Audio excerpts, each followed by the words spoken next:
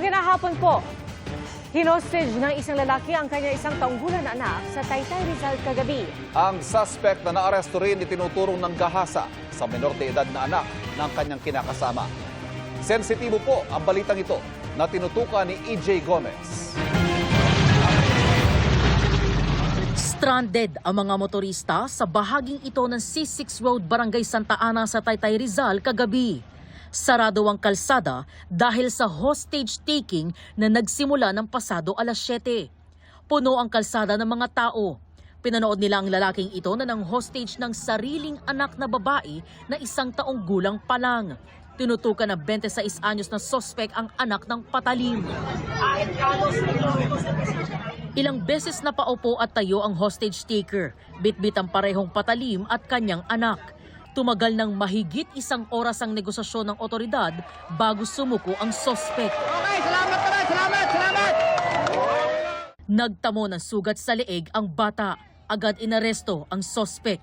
Ayon sa pulisya, nakipag-away muna sa live-in partner ang sospek bago hinostage ang anak. Gusto niyang takasan yung krimen na ginawa niya. Reportedly, minolest niya yung kanyang stepdaughter. Kwento ng live-in partner ng sospek, nakita niya raw mismo sa loob ng bahay nila na hinahalay ng sospek ang anak niyang babae na 13 anyos. Nalaman din daw niyang matagal na itong ginagawa ng live-in partner. Ginawa niyang halos sex toy.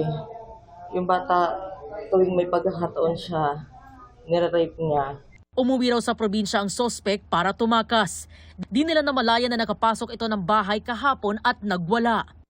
Hinablot daw nito ang 13 anyos na biktima at nasugatan ng dalang patalim. Pati ang ka-live-in nasaktan din. Pagkatapos po nun, tumakbo na siya hanggang palabas dun sa hanggang highway na. Dala-dala na po yung baby. Binaliktad niya ng gano'n yung bata. Sabi niya, hindi lang ako ang mamamatay ngayon. Mangdadamay ako. Pwede natin kasuhan ng violation of anti-violence against women and their children. And yung alarmism scandal and of course yung batas pambansa bilang 6, yung meron siyang dalang patalim. Yun ang ginamit niya sa pang-hostage. Nakakulong sa Taytay Municipal Police Station ang sospek. Para sa GMA Integrated News, EJ Gomez, nakatutok, 24 oras. Nagtaboy na naman ang Philippine Coast Guard ng mga barko ng China na malapit lang sa Zambales. At ang isang barko ng China gumamit pa ng nakabibigay umanong acoustic device bilang depensa. Nakatutok si Nico Wahe. Ang malakas na wangwang na yan ay tinatawag na Long Range Acoustic Device o LRAD. Ayon sa PCG, ginamit ito ng Vessel 3103 ng China Coast Guard kahapon habang tila nakikipagpatintero sa BRP Cabra sa Zambales. This is also our first time to experience itong paggamit ng China Coast Guard ng long-range acoustic device na ang sabi ng ating mga tropa, masakit sa pandinig, no? At very close proximity dito sa barko. Paraan daw ito ng China para itaboy ang BRP Cabra, lalo't nasa di kalayuan ng CCG Vessel 5901, ang tinaguriang monster ship ng China. Nahihirapan silang mag-move forward because BRP Cabra is just a few 100 yards away sa China Coast Guard. China Coast Guard Vessel 3103, Mrs. Philippine Coast Guard Vessel, BRP Cabra, MRRB 4409. You do not possess any legal authority to patrol within the Philippines exclusive economic zone. You are directed to depart immediately. Pero ayon sa PCG, tagumpay nilang napalayo ang mga Chinese vessel. The first day that we monitored the China Coast Guard monster ship was at 54 nautical miles. Ngayon, we were able to keep them away at a distance of 90 to 95 nautical miles. Ayon kay Defense Analyst Dr. Renato De Castro, gray zone operation daw ang ginagawa ng China. Gumagamit sila talaga ng coercive actions, harassment, and other measures short of the actual use of force, no? Although wala talagang paggamit talaga na tinatawag natin kinetic or lethal use of force, nevertheless, this is an indication ng talagang hostile yung action nila, no? Talagang nakakabahala. Pero sa ngayon, hindi pa raw niya nakikitang sasakupin tayo talaga ng China. Paninindak lang daw talaga ang ginagawa ng China, lalo't alam nila na mas malakas sila sa atin. China ang merong pinakamalaking Coast Guard sa buong mundo, 700 ships. China rin ang merong pinakamalaking Navy sa buong mundo. Hindi lang tayo sinisindak, inuudyukan pa tayo.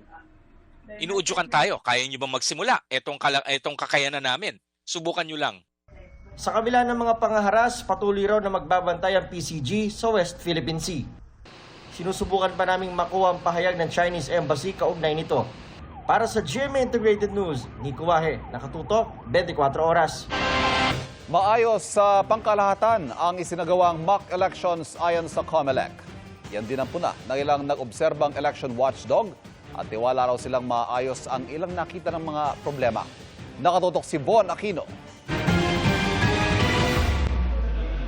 Sa kabila ng ilang aberya sa mock elections kahapon tulad ng mga balota na iniluwa ng Automated Counting Machine o ACM kahit walang problema, tiniyak pa rin ng COMELEC na sa pangkalahatan, naging matagumpay ito pati ang isinagawang mock election sa Singapore. Sa Singapore, sinubukan naman natin ang overseas voting, naka 100% transmission rate po tayo. Simula pa po noong 2010 nang tayo mag-automate, may mga akusasyon at mga aligasyon na baka daw po magkaroon ng signal jammers at and therefore may interrupt yung transmission ng results, pero wala naman pong napatunayan simula noong 2010 na kaya pong interrupt yung mismong transmission.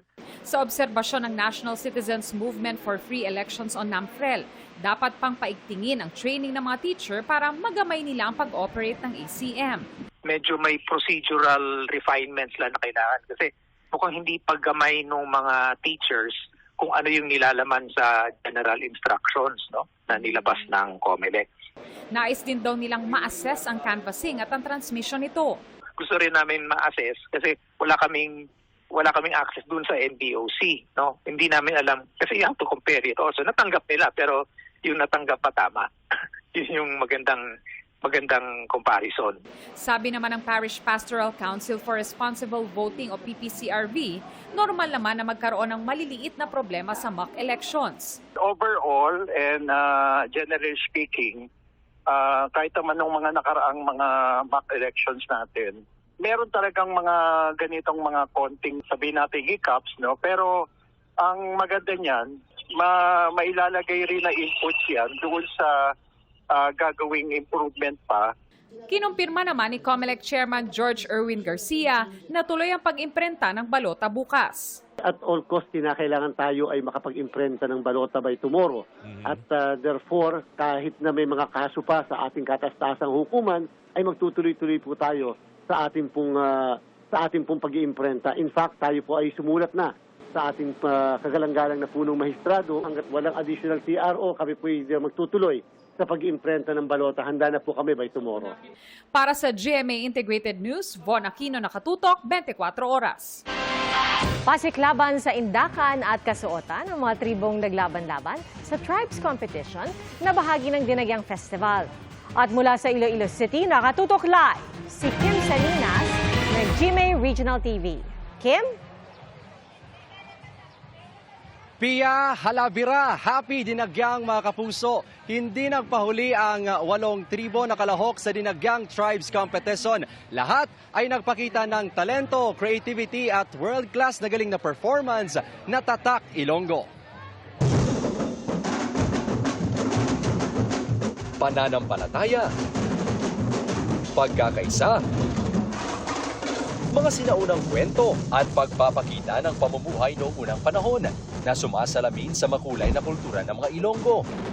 Yan ang bida sa performances ng mga tribong kalahok sa Dinagyang Tribes Competition.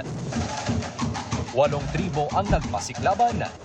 May kanya-kanyang pasabog. Mula sa props, costumes, at energy ng dancers. Sa color parang mas maganda ngayon. I highly recommend Dinagyang. The reason is kasi ma-feel mo talaga at saka enjoyable talaga. Tama ka na, Miguel. Ang kasadya sa ilang pagsaot, ang different nila nga mga props. Libo-libo ang nagtipon at nanood sa mga activity area sa lungsod. Bago ang dinagyang tribes competition, nagsagawa muna ng misa sa San Jose Placera Church. Mahigpit din ang seguridad na ipinatutupad ng mga otoridad. Pia, hanggang ngayon, hindi pa rin nawawala ng energy ang mga Ilonggo at siyempre ang mga bisita sa paglilibot dito sa Calle Real area kung saan ay sumasabay sila sa pag-merrymaking o pagsasayaw at saka rin pag-picture taking sa mga tribo. Mamaya ay i-anunsyo na ang magiging kampyon sa iba't ibang kompetisyon sa dinagyang festival ngayong taon. Yan ang latest mula dito sa Iloilo City, Halabira. Viva kay Senyor Santo Niño. Balik sa iyo, Pia. Halabira, madamo nga salamat. Kim Salinas ng GMA Regional TV. Tatlong magkakahiwalay na sunog ang naitala sa Quezon City, Batangas at Cebu. Ang isa sa mga sunog nagsimula daw sa sinindihang karton ng isang residente. Nakatutok si Von Aquino.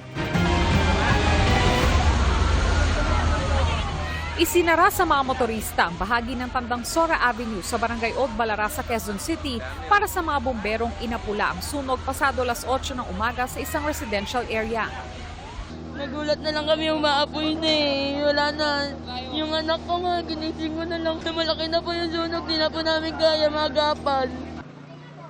Isang grocery store ang nadamay. Ang sako-sakong bigas na isinalba ng may-ari nito, tinambak muna sa Center Island. May naisalba kami. Yung iba mapapakinabangan pa naman, yung iba hindi na siguro. Pasado alas 9 ng umaga, idiniklara ang fire out. Walang nasaktan. Inaalam pa ang bilang ng mga pamilyang apektado. Iniimbestigahan ang sanhi ng sunog pero isang residente ang umaming may sinindihan siyang karton hanggang sa kumalat na ang apoy. Isinama siya ng mga taga-barangay at pulisya para maimbestigahan. Humingi po ako ng tawad, gagawin ko po lahat ng maging po na lang ako. Tutulong na lang po. Pahirapan ang pag-apula sa sunog kahapon sa isang storage facility sa Bawan, Batangas Bypass Road sa San Juan Pascual, Batangas. Puno ng corrosive chemicals ang pasilidad kaya hindi pwedeng basta-basta buhusan ng tubig. Inaalam pa kung kanino ang storage facility. Walang nasaktan sa sunog na naapula 8:23 ng gabi. Sa Cebu City, isang bahay ang nasunog kagabi at 2 motorsiklo ang nadamay. Tinitingnang mitsa ang isang naka-charge na Bluetooth speaker. Aabot sa 52,500 pesos ang halaga ng pinsala ayon sa Cebu Fire Department. Para sa GMA Integrated News, Von Aquino, nakatutok, 24 oras. Puno ng pagmamahal sa mga ginampanan man sa telebisyon at pelikula o sa totoong buhay. Ganyan daw maaalala ang isa sa mga haligi ng Philippine showbiz na si Gloria Romero na pumanaw na sa edad na 71. Balikan natin ang kanyang makulay na karera sa report na ito. Diyos ko naman, Ana. Palaban with a soft heart na si Doña Ana ng Kapuso series na Munting Heredera. Ano ba nangyayari sa'yo, Maria? Bakit ka ba naduduwag? Kang ganyan, di ba kasi sabi ko lang sa'yo, kaya natin tapatan yun. Maalagang si Lola Goreng sa daig kayo ng lola ko. Meron akong pakiusap sa inyo, ha? Pag-ingatan niyo parati. Mag-ingat kayo, okay? Opo, Lola. Opo. Bilyang si Lola Madge ng Meant to Be. Alam ko kung anong ibig sabihin nun. Momo, make out lang. Or, momox. Momox na? Ano po yun? Hindi mo alam? Make out extreme. At maalalahanin si Lola Anisha mula sa Kambal, Karibal. Baka naman natatakot ka lang magsabi ng totoo. Pwede mo akong pagkatiwalaan. Gusto lang kitang tulungan. Ilan lang yan sa mga tumatak na papel sa Kapuso Network ng isa sa mga reyna ng Philippine showbiz na si Gloria Romero. Mga katangian na mga karakter niyang di nalalayo sa kanyang pagiging isang mapagmahal na kaibigan, asawa at ina. Pagmamahal na mananatiling buhay sa puso ng mga malapit sa kanya. Kahapon sa isang post, kinumpirma ng kanyang nag-iisang anak na si Marites Gutierrez ang pagpanaw ni Romero o Gloria Ann Galia Gutierrez sa edad na 71. Sa kanyang mahigit 7 dekadang karera, Ipinamalas ng veteranang aktres ang di matatawarang pagmamahal sa sining. Ang determinasyon niyang mangarap I'm going to be in the movies. I'm going to be a movie star. na sinamahan ng galing at pagmamahal sa propesyon, nagbunga ng kaliwat ganang pagkilala sa telebisyon at pelikula. Minsan nagbabakal ako, pasensya na kayo sa lola, matanda ang role ko dito. Malaking puwang ang kanyang iiwan sa industriya. Dama pa man din ang nag-uumapaw na pagmamahal sa kanya sa isang tribute para sa kanya noong 1 taon. Masayang-masaya ako. Lahat ng mga kaibigan ko nandito lahat. Tingnan mo naman, oh. Napakabait nila. Salamat. Ang ilan sa kanyang mga nakatrabaho, nagpahatid ng kani-kanilang mensahe ng pagmamahal. Just be loving, be forgiving, huwag masyadong mayaman. Just cool lang. Chill. Nawala man ang isa sa mga haligi ng Philippine showbiz, mananatiling buhay na pamana ang alaala at sining ng nag-iisang Gloria Romero.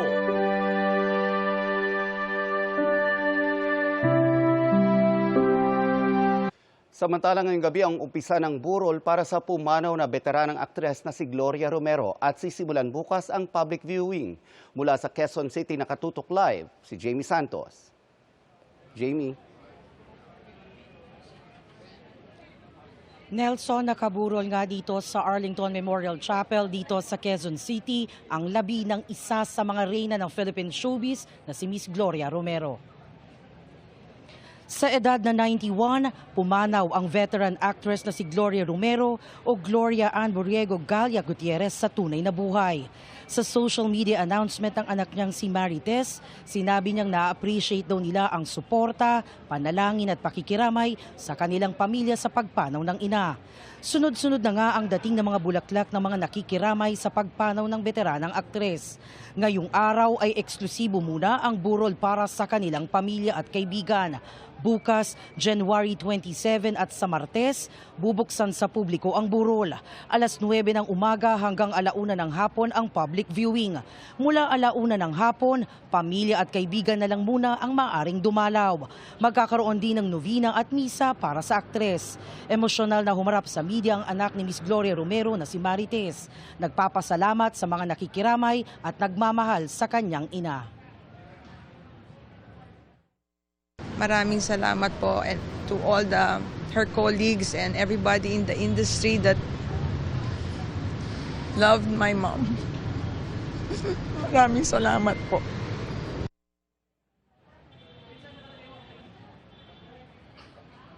Nelson, ilang kilalang personalidad sa show business ang nakita natin dito sa Arlington Memorial Chapel tulad na lamang ni na Miss Nova Villa, Boots Anson Roa at Celia Rodriguez para makiramay. At yan ang latest mula rito sa Quezon City. Balik sa iyo, Nelson. Maraming salamat, Jamie Santos. Isang truck na may kargang mga tubo ang nahulog sa bangin sa barangay Tamisu sa Bais Negros Oriental kaninang madaling araw. Sugatan ng 4 na sakay nito. Ayon sa isa sa mga sugatang pahinante, normal ang takbo ng truck na papunta sa bayan ng Mabinay para mag-deliver. Pero pagdating sa pakurbang bahagi ng tulay, nawalan sila ng kontrol dahil di umano kumagat ang preno. Dinala sa ospital ang mga biktima, patuloy ang investigasyon. Isang truck din ang nahulog sa bangin sa gilid ng Maharlika Highway sa Barangay Lungib sa Calawag, Quezon. May karga itong isda na dadalhin sana sa Malabon. Nagtamo ng minor injuries ang driver at pahinante. Ayon sa Calawag Police, posibleng nawalan ng preno ang truck. Para sa GMA Integrated News, Jonathan Andal, nakatutok, 24 oras. Namerwisyo ang masamang panahon sa ilang lugar sa Mindanao. Pansamantalang hindi nadaanan ang isang kalsada sa Sultan Kudarat kasunod ng landslide. Nakatutok si Dano Tingkungko. Humambalang ang malalaking bato at lupa sa Kalamansig, Palimbang Coastal Road sa Palimbang, Sultan Kudarat dahil sa pagguho pasado alas 5 kahapon dahil sa masamang panahon. May mga puno ring nabuwal. Pansamantalang hindi nakadaan ang mga motoristang papunta at palabas ng Palimbang at Kalamansig. Nagsagawa ng clearing operation at passable na ang kalsada. Dahil din sa malakas na ulan at hangin kahapon, binaha mga kalsada sa UP, Maguindanao del Norte. Pinasok din ng baha ang ilang bahay. Ang mga residente, kanya-kanya linis ng mga kanal. Sa pagtila ng ulan, unti-unti ring humupa ang baha. Para sa GMA Integrated News, Dano Tingkungko, Nakatutok, 24 oras. Tuloy pa rin ang pagdiriwang ng Pista ng Santo Niño. Sa Pasay City, daan-daang imahen ng Batang Jesus ang ipinrosisyon. At nakatutok doon live si Katrina So. Katrina? Evan, nasa mahigit 100 na mga karo at mahigit 400 na mga Santo Niño ang kasama ngayon sa ginaganap na Santo Niño Festival Grand Procession dito sa Pasay City.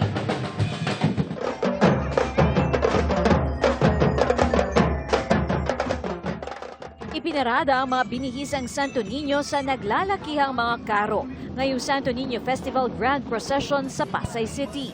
Si Judy, na matagal na raw na namamanata, hindi raw pinalalagpas ang pakikisa sa prosesyon.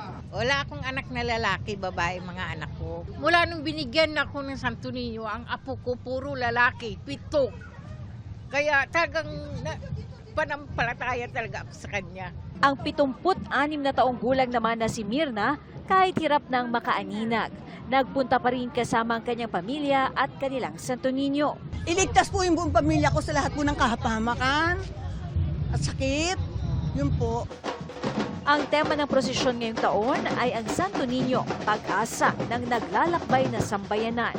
Ito na nga raw ang pinakamalaki nilang prosesyon mula nang ibalik ito pagkatapos ng pandemya. So ito po ay very festive procession po. Kakaiba po ito sa nangyayari sa Nazareno dahil ito po ay sinasaliwan ng mga tugtugin at sayawin ng mga tao upang ang kanilang mga kahilingan ay ibigay sa mahal na poong Santo Niño. Nagsimula ang prosesyon sa harap ng Pasay City Hall, kasama sa ruta ang FB Harrison Street, EDSA at Rojas Boulevard. Matapos nito, kakaliwa sa Buendia at kakanan sa Halandoni Street ang prosesyon. Evan, tuloy-tuloy pa rin ang nagaganap na prosesyon ngayon dito at talaga naman na napaka-festive ngayon ng mood dito. Inaasahan na magtatapos itong prosesyon sa Halandoni Street dito pa rin sa Pasay. Balik sa iyo, Evan. Maraming salamat, Katrina Son. Naniniwala ang DFA at ilang opisyal ng gobyerno na hindi lubhang maapektuhan ang Pilipinas ng pagsuspindi ng Amerika sa kanilang foreign assistance. Nakatutok si Dano Tingkungko.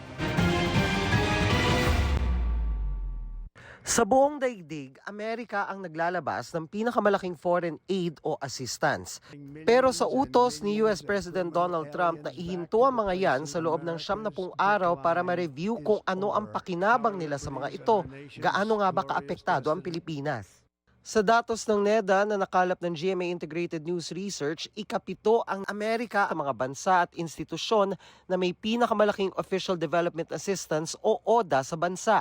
Noong 2023, tumanggap ang Pilipinas ng 615.97 million pesos na ODA mula sa US para sa 40 grant. Nakamonitor sa development na ito ang DFA. Right now, economically we have a lot of partners. I think, even with the freeze, it's not like it's going to severely affect us. Para kay US Ambassador to the US Jose Manuel Romualdez, wala raw dapat ikatakot na may magbabago sa US-Philippine Alliance. Kung tutusin, mas malaki raw na ambag ng Amerika sa atin ang military operation at assistance tulad ng ginagawa sa mga EDCA site. That is mutually beneficial for both our countries dahil it's important for them na nandiyan sila, may presence sila dyan sa Indo-Pacific region. At tayo naman, we want them to be present dahil sa iyan ang ating problema dyan sa West Philippine Sea.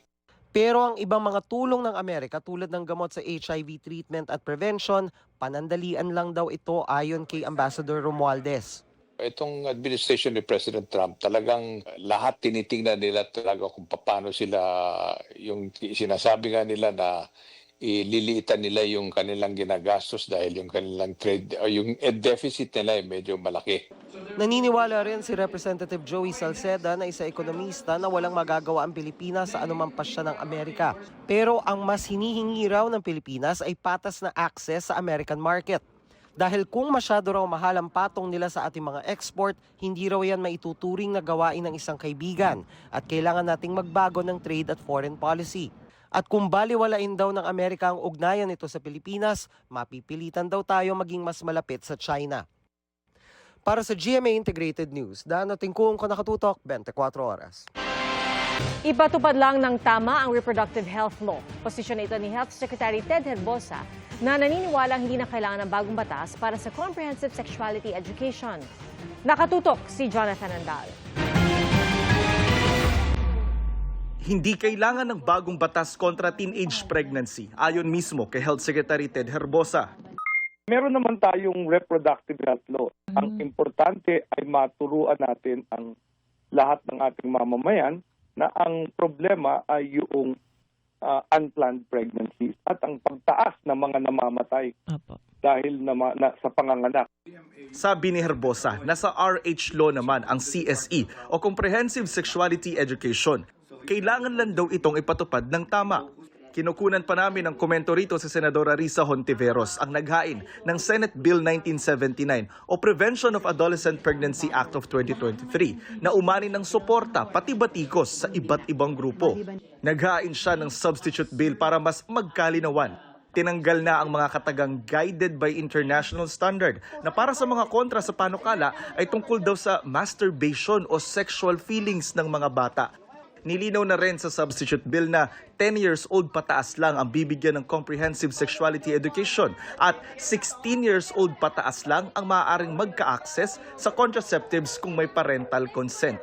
Isa sa umaasa sa panukala ni Hontiveros ang grupong The Forum for Family Planning and Development. May problema raw sa pondo ang sex education sa ilalim ng DepEd. Ang kaya lang ng DepEd nitong nakaraang administration ay 3 region lamang nila niro-roll out ito. Yung mga ibang region gumagawa ng sariling effort nila on their own.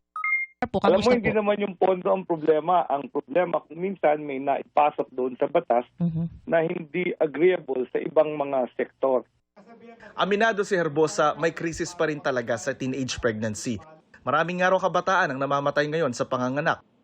Kasi yung kabataan, unplanned pregnancy yun, hindi nagpapacheck up yun. Usually marami ng komplikasyon. Sabi ng grupong The Forum for Family Planning and Development, dumoble ang bilang ng teenage pregnancy noong 2023 kumpara noong 2018. Batay daw sa datos ng PSA o Philippine Statistics Authority. At ang pinakabatang nanganak, 9 na taong gulang lang. Ang mahalaga po ay information. Tamang information sa mga kabataan na umaasa sa kapwa kabataan o sa internet. Hindi yun na dapat ang source of information pagdating sa sexuality, sa relationships. Isang mahalagang role po ito ng magulang. Pero kung hindi nagagawa ng magulang, mga eskwelahan. Para sa GMA Integrated News, Jonathan Andal, nakatutok 24 oras. Nabalot ng frost o andap ang ilang pananim sa Atok Benguet kahapon dahil sa lamig ng panahon. Kaya po ang mga magsasaka, nisprayan ng tubig ang mga pananim para hindi maapektuhan ng frost. Ngayong araw, bumagsak sa 9.4 degrees Celsius ang temperatura sa La Trinidad, Benguet, base sa tala ng Pag-asa BSU Agromet Station. Ito na raw ang pinakamababang temperatura na naitala ngayong amihan season.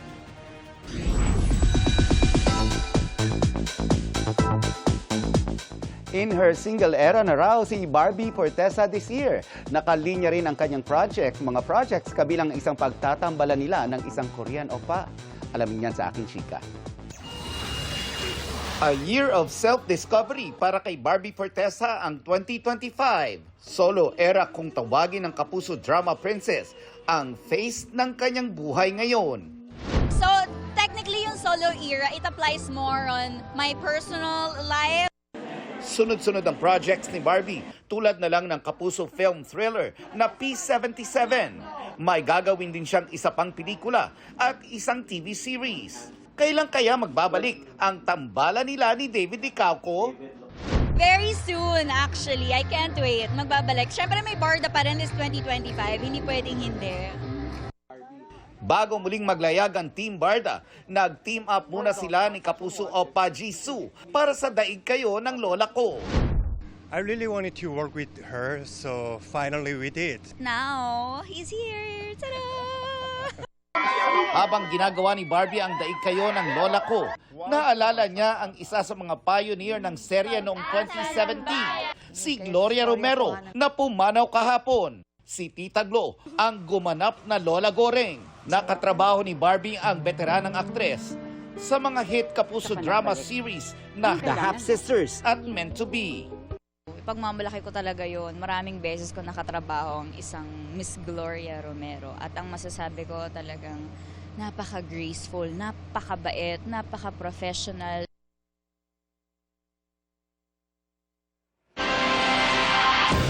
At yan po ang mga balita ngayong weekend para sa mas malaking misyon at mas malawak na paglilingkod sa bayan.